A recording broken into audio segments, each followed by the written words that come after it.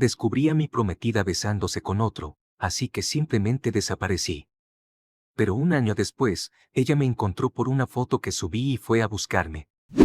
He cancelado mi matrimonio e hice que mi novia fuese la última en enterarse. Pero creo que, sobre todo, una buena venganza se basa en una buena ghosteada. ¿Cómo hice eso o por qué? Bueno, fue por la infidelidad de mi novia Carlota. Estábamos comprometidos. En unas cuantas semanas ya nos íbamos a casar. Todo esto pasó hace apenas unos días, así que lo tengo fresco en la cabeza y todavía siento la adrenalina de cada decisión que tomé. Hace unos días nos invitaron a una fiesta de un amigo en común. Era de esas reuniones donde sabes que te vas a encontrar con conocidos de toda la vida, música, tragos, charlas largas en el patio. Fui con Carlota, como siempre. Al principio todo normal, saludos, risas, nos servimos algo de tomar y charlamos con distintos grupos. En algún momento de la noche me distraje con unos amigos. Estábamos conversando, riendo, contando anécdotas viejas, cuando me di cuenta de que había perdido de vista a Carlota. Pensé que estaría en la cocina, en el baño, o saludando a alguien. No le di importancia al inicio, pero después de varios minutos empecé a sentir esa incomodidad. ¿Dónde estaba? La busqué en la sala, en la terraza, nada. Hasta que salí al patio, y ahí fue donde el mundo se me vino abajo. Carlota estaba detrás de un árbol, en una esquina poco iluminada del jardín, besando a otro tipo. Así, sin más, como si no tuviéramos una boda a semanas, como si yo no existiera, como si esos 4 años juntos no valieran nada. Y lo peor es que para mí no era la primera vez que me eran infiel. A lo largo de mi vida ya había pasado por esto. Siempre pensaba que la próxima vez elegiría mejor, que encontraría a alguien distinto. Creí que con Carlota sería diferente, 4 años de relación, compromisos, planes, familia involucrada. Y sin embargo, ahí estaba, besando a alguien más como si nada. En ese instante, respiré hondo, saqué mi celular y tomé una foto. No dije nada. No interrumpí. Guardé la imagen como quien guarda un arma secreta. Regresé adentro de la casa con la cabeza hirviendo. Había rabia, decepción, tristeza, pero más que nada una lucidez fría. Mientras charlaba con un amigo para disimular, empecé a pensar qué haría. Y fue entonces cuando me dije a mí mismo, siempre quise vivir en una zona costera. Siempre soñé con despertar con el sonido del mar. Mi trabajo es remoto, soy programador, mientras tenga internet y mi laptop puedo hacerlo desde cualquier parte. Tal vez este sea el momento. Cuando Carlota regresó a mi lado, yo ya tenía el semblante tranquilo. Le dije con una sonrisa fingida que nos fuéramos, que al día siguiente tendría un día agitado de reuniones y que probablemente no podría prestarle mucha atención. Ella me dijo que estaba bien. Como si nada hubiera pasado. La dejé en su casa. Después me dirigí a mi departamento. Ese departamento era mío, comprado con mi dinero, mi espacio seguro. Apenas entré, cerré la puerta con llave, abrí la nevera y empecé a vaciarla. No quería dejar nada que pudiera pudrirse si desaparecía un buen tiempo. Luego armé una maleta con mis cosas más importantes, ropa, documentos, mi laptop, un par de discos duros con proyectos. Todo lo demás podía esperar. Sabía que tarde o temprano tendría que volver a recoger más pertenencias, pero por ahora solo necesitaba lo esencial para irme. Si necesitaba más, ya me las arreglaría con mis ahorros. Y hablando de ahorros, el matrimonio me estaba desangrando. Invitaciones, catering, trajes, reservas, todo costaba un dineral. Pero yo siempre había tenido una cuenta aparte, un fondo que bajo ningún concepto pensaba tocar hasta ese momento. Y ese era el momento perfecto. Ese dinero sería mi boleto de salida. Me senté frente a la computadora, conecté el celular y redacté el mensaje que sería la bomba que lo cambiaría todo. La boda ha sido cancelada. Motivo, infidelidad de Carlota. Aquí la prueba. Adjunté la foto que había tomado en la fiesta. Le di enviar como mensaje masivo en WhatsApp a todos mis contactos relacionados con la boda, familia, amigos, conocidos. Después apagué el celular, saqué el chip y lo tiré a la basura. Fui a la tienda 24 horas más cercana y compré otro chip con un número nuevo. Al final ese número solo se lo di a mis padres, a uno que otro mejor amigo al que ya le había contado la situación y a mi jefe. A nadie más. Esa misma madrugada fui a visitar a mis padres. No quería que se enteraran por el mensaje masivo sin escuchar mi versión. Les conté todo lo que había pasado. Les enseñé la foto. Los vi enfurecerse, decepcionados, dolidos por mí. Me abrazaron y me dijeron que me apoyaban en lo que decidiera. Les pedí un favor, que se encargaran ellos de cancelar todos los compromisos de la boda. Que llamaran a los proveedores, que hablaran con la familia, que detuvieran todo. Pero les pedí también algo más importante, que no le dieran ninguna explicación a Carlota. Que si ella iba a buscarlos, no dijeran nada. Solo que la boda estaba cancelada y punto. Ellos accedieron. Estaban tan indignados que no dudaron ni un segundo. Lo mismo hice con mis amigos de confianza. Les pedí que, si Carlota intentaba contactarlos, no le dieran ningún tipo de declaración. Que guardaran silencio. Que la dejaran consumirse en la incertidumbre. Yo, mientras tanto, compré un pasaje de avión. No importaba exactamente a dónde. Lo importante era desaparecer. Siempre había soñado con vivir cerca de la playa, y ahora tenía la excusa perfecta. Mientras hacía la maleta final, me daba una satisfacción enorme pensar en lo que vendría después, en lo desesperada y confundida que estaría Carlota al no poder comunicarse conmigo, en cómo se enteraría de la cancelación de la boda por amistades y conocidos, cuando ni siquiera ella estaría enterada. Pensar en que todos sabrían la verdad menos ella, que sería la última en enterarse, me producía una calma extraña, como un cierre perfecto. Pero lo mejor de todo era imaginarla tratando de explicarse, de buscarme, de cerrar el capítulo, y no poder. Porque yo no estaría. Y así, con una maleta en la mano, un pasaje comprado y la determinación de no volver atrás, desaparecí de su vida. Me convertí en un fantasma. Deséenme suerte para lo que vendrá. Actualización 1. Versión de Carlota. Mi novio es un cobarde, un poco hombre, un miserable. Cualquier palabra que se les ocurra, todo eso es. Porque me ha humillado de la manera más cruel posible, y lo peor es que no comprendí el por qué hasta mucho después. Todo comenzó tras lo sucedido en la fiesta. Al día siguiente, cuando desperté, lo primero que hice fue revisar el celular. No tenía ningún mensaje de Jeremy.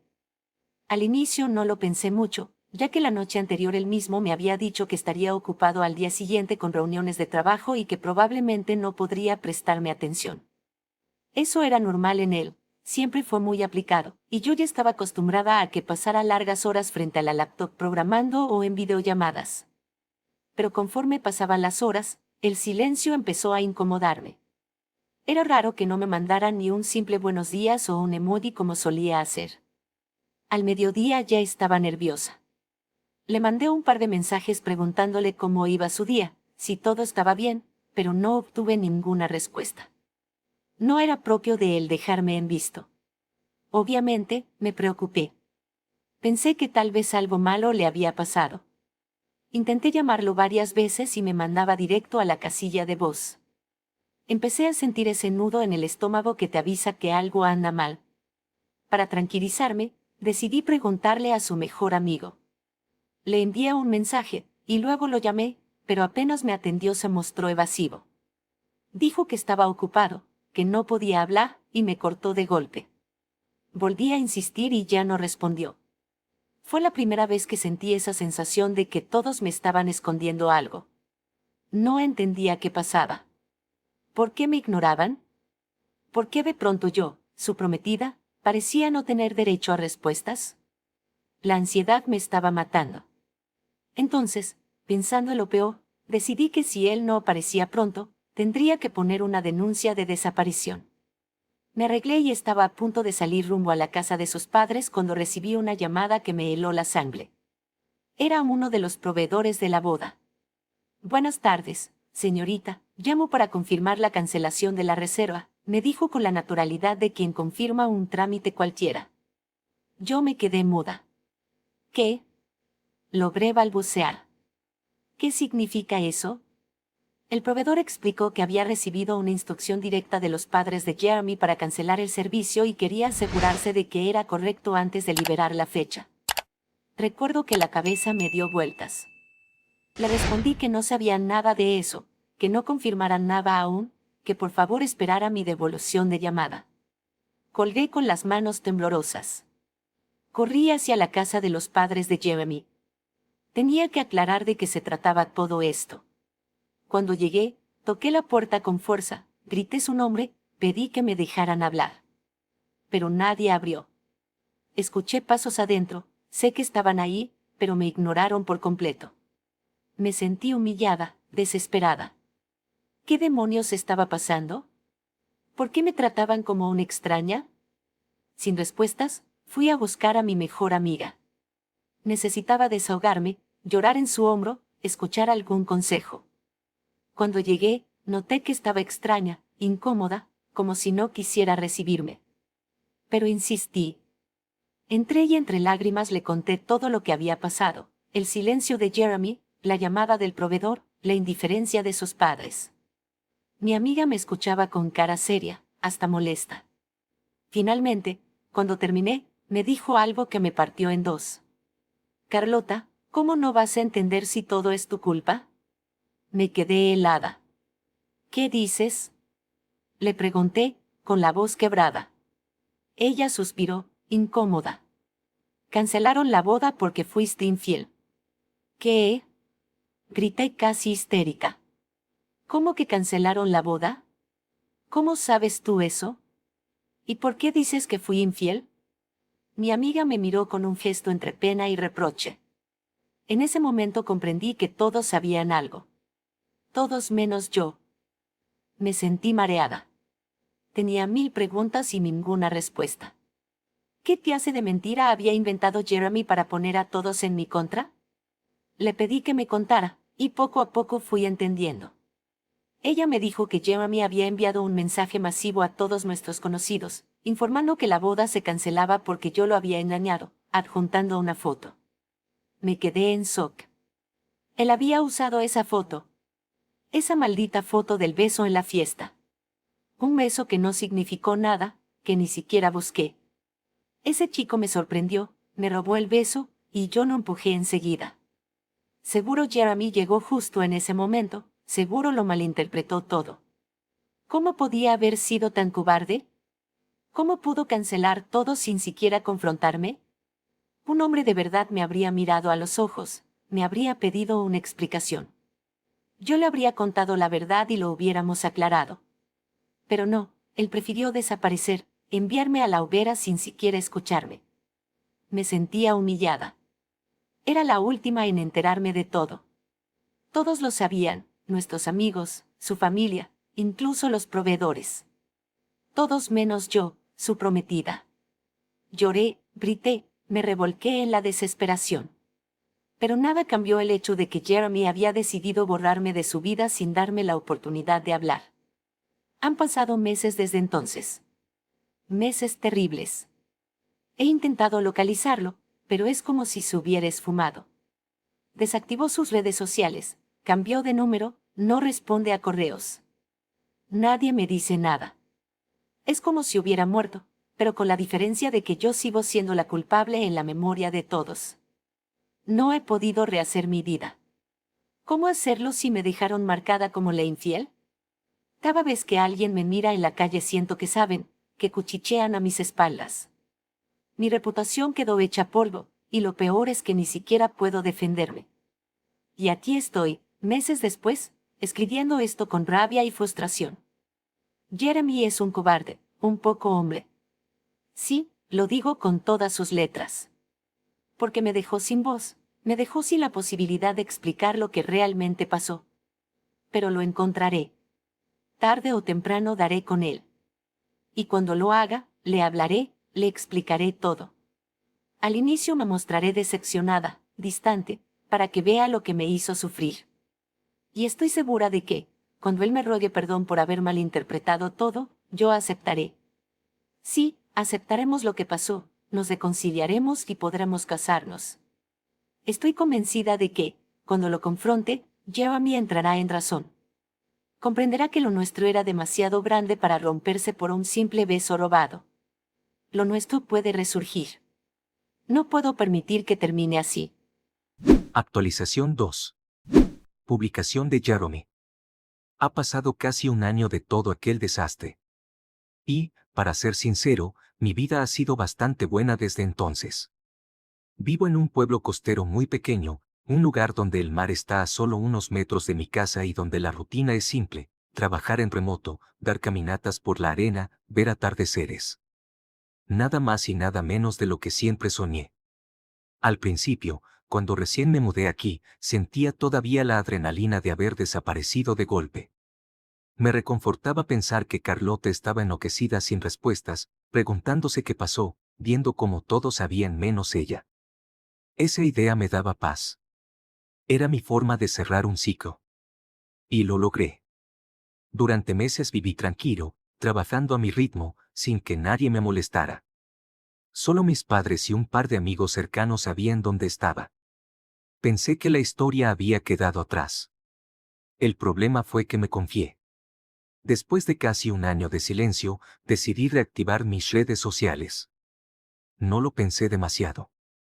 Creí que ya no era importante, que nadie estaría buscándome. Solo era una foto mía en mi auto, en un estacionamiento, y de fondo el mar al atardecer. Pasaron un par de días y no noté nada raro. Hasta que una tarde fui a comprar a la tienda del pueblo y la dueña me lanzó una pregunta que me dejó helado. ¿Y ya se encontró con su novia? Me quedé mudo. ¿Qué? Respondí. Sí, una chica estuvo por aquí preguntando por usted. Alta, morena, de cabello lacio. Dijo que era su novia. Me describió a Carlota con lujo de detalle. Sentí un escalofrío. No podía ser. Yo había desaparecido a propósito. Había borrado mis rastros, cambiado de número, cerrado redes, mudado de ciudad. Era imposible que me hubiera encontrado. Y no podía creer que alguien le hubiera dicho dónde estaba. Regresé a casa con el corazón acelerado. Y, como para confirmar mis peores sospechas, casi una hora después escuché golpes en mi puerta. Abrí. Ahí estaba Carlota. La miré y no supe qué sentir. Una parte de mí estaba sorprendido, otra parte fastidiada, y la mayor parte completamente indiferente. Ella, en cambio, parecía un torbellino de emociones.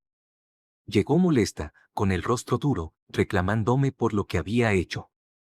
Me dijo que cómo podía desaparecer de esa manera, que si eso me parecía justo, que cómo podía cancelarlo todo sin hablarlo con ella.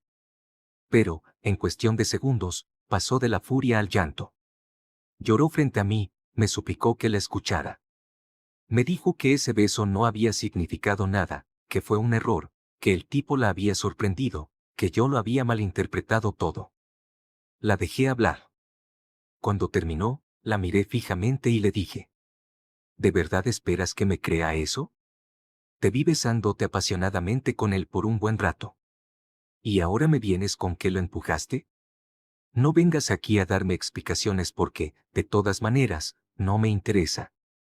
Ella sollozó, trató de acercarse. Ya acabamos, Carlota. Pensé que lo habías entendido hace un año. Luego le cerré la puerta. Ella la golpeó desde afuera, llorando, diciendo que no podía dejarla ahí, que al menos la dejara alojarse conmigo, que necesitaba hablar. No le respondí. Me senté en el sofá y puse música para no escucharla. Después de un rato, se cansó. Esa misma noche recibí una llamada de mi mejor amigo. Jeremy, tengo que contarte algo, me dijo serio. Una amiga de Carlota me llamó y me contó que ella ya te encontró. Resulta que esa foto que subiste en redes tenía un detalle: aparecía en las placas de unos carros estacionados detrás. Ella se puso en modo toque, buscó, cruzó información, y con eso dio con la dirección. Me quedé en silencio. En resumen, continuó, ella ya sabe que estás ahí desde hace unos días. Ten cuidado, no vaya a hacer que se aparezca. Suspiré. Un poco tarde para advertirme, le respondí. Ya me encontró. La verdad es que me sorprendió lo lejos que estaba dispuesta a llegar. Ese nivel de obsesión solo confirmaba lo correcto de mi decisión. Si antes tenía dudas, ese día se disiparon por completo. Después de ese encuentro, entendí que tal vez ya era hora de regresar. No porque quisiera verla, ni porque quisiera darle explicaciones, sino porque necesitaba asegurarme de que no se repitiera esa situación. Pero lo haría a mi manera, a mi ritmo. No le dije nada a nadie. Durante los días siguientes, Carlota rondó por el pueblo. Al parecer se alojaba en un hotel. Pasó un par de veces por mi casa para fastidiar y, al notar que la ignoraba, optó por seguirme cada vez que salía a la calle. Aún así, seguí sin prestarle atención.